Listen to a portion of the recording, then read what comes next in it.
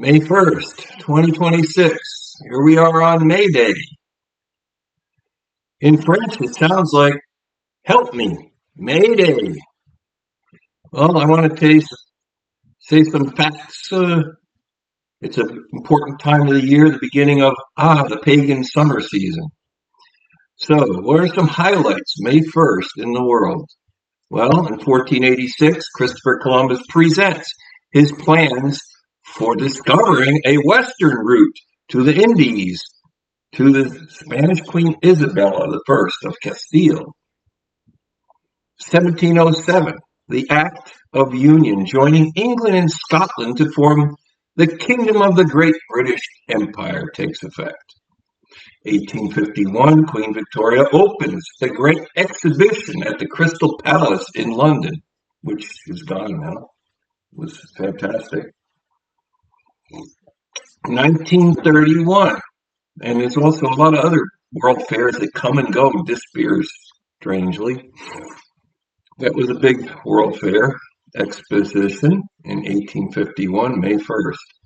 1931, the Empire State Building is dedicated in New York City. 1954, World War II. Up to 2,500 people die in a mass suicide in Yemen following the advance of the Red Army. Women killed their own children rather than be tortured to death by the Bolsheviks. That is quite an evil day. 2,500 families perished and suicided rather than be tortured. 1956, the polio vaccine was developed by Jonas Salk and was made available for the public. 1961, the Prime Minister of Cuba, Fidel Castro, proclaimed Cuba a socialist nation and abolishes all elections. May 1st is celebrated by communists. Why? There's a reason. It's celebrated by socialists and labor movements as the International Workers' Day to commemorate, and this is the reason, to commemorate in 1886 on May 1st, the Haymarket affair in Chicago, where workers striking for an 8-hour workday against the capitalists, users, were met with violent police suppression. Proclaimed by the Second International in 1889, it became a global day of social solidarity, advocating for the workers' rights and protesting capitalist exploitation. So that is why May 1st is the national holiday for most of communist countries. It's commemorating the Haymarket martyrs who died on May 1st, 1886. Hundreds of thousands of U.S. workers began a general strike for an 8-hour day. Establishment of International Workers' Day in 1889, the Second International Organization, Socialist and Labor Parties decided to hold a massive international demonstration in 1890 to protest for labor rights and commemorate the Haymarket events. I'd like to know who was behind this Haymarket event. I have a suspicion. Communist state holiday during the 20th century, May 1st, especially in the Soviet Union and Eastern Bloc. May 1st was adopted as a major state holiday. But May 1st goes way back before that.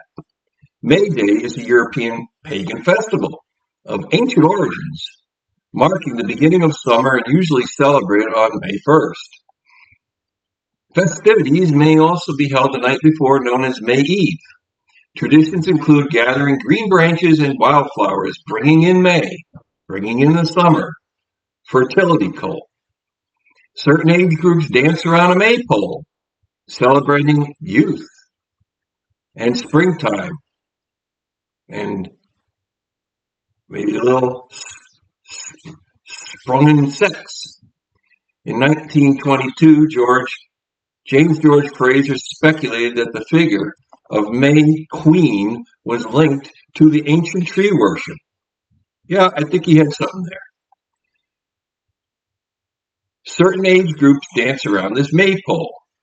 When the Restoration occurred in 1660, common people in London in particular put up maypoles at every crossway, according to John Aubrey.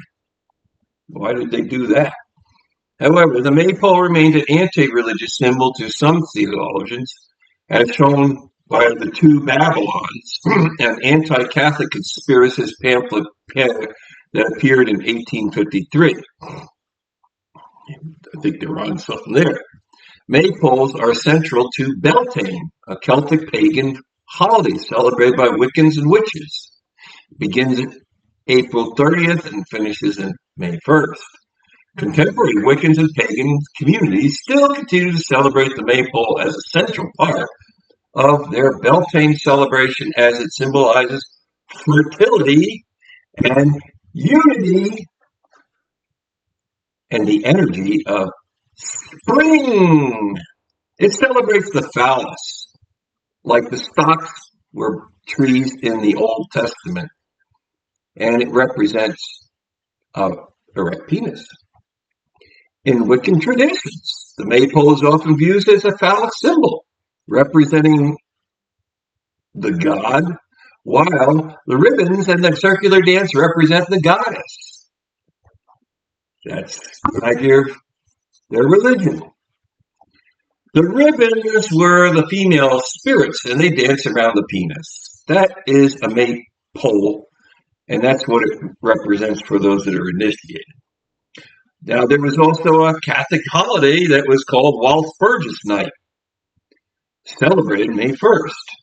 It was an excuse for more paganism entering the church.